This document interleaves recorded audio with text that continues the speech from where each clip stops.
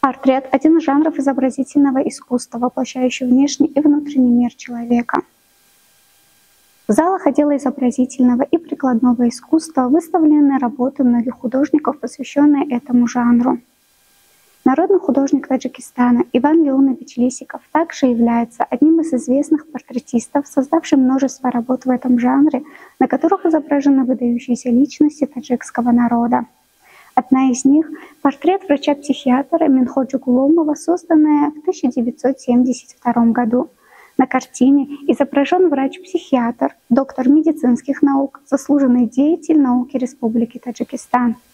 Художник изобразил героя произведения с серьезным лицом, обладая высоким мастерством портретной живописи, с особой искренностью проработав каждую деталь образа своего героя.